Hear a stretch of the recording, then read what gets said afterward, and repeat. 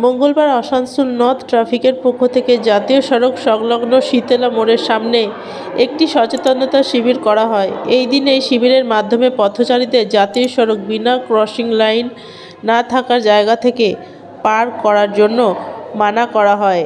এই দিন এই শিবিরে মুখ্যরূপে উপস্থিত ছিলেন আসানসোল নর্থ ট্রাফিক গার্ডের ভারপ্রাপ্ত আধিকারিক আলী রাজা সহ থানার বিভিন্ন সহকর্মীরা। এই দিন এলাকাবাসীরা আধিকারিকদের নিজেদের সমস্যাও তুলে ধরেন।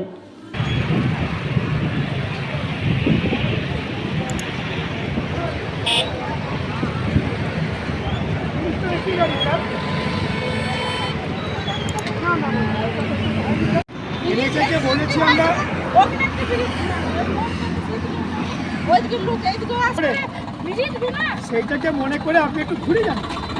ব্রিজ হলে হবে, পরে হবে, আমরা চেষ্টা করছি,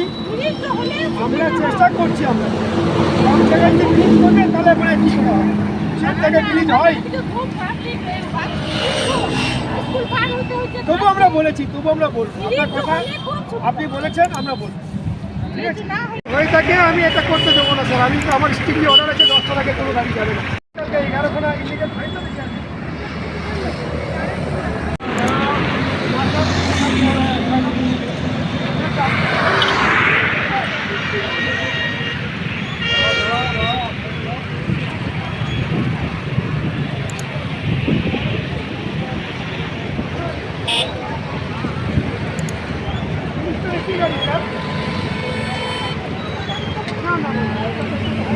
গ্রিন আসানসোল, ক্লিন আসানসোল, আপনাদের শহর আসানসোলকে। কারণ আপনার বাচ্চা বড় হচ্ছে, সেই দায়িত্ব আপনার বড় করা। আপনি যে সে বাচ্চাকে বড় না করতে পারলেন তাহলে কিন্তু সে বেঁচে থেকে কোনো লাভ নেই, আর জীবনে বেঁচে থেকে লাভ। তাই দেখুন আমরা লিখেছি, do not take risk while crossing the road. জীবনে ঝুঁকি নিয়ে রাস্তা পারাপার করবেন। এই যে ছোট ছোট বাচ্চা নিয়ে আপনি রাস্তা পার, দয়া করে আপনারা আজ থেকে শপথ নিন যে এই রাস্তা আমরা পারাপার করব।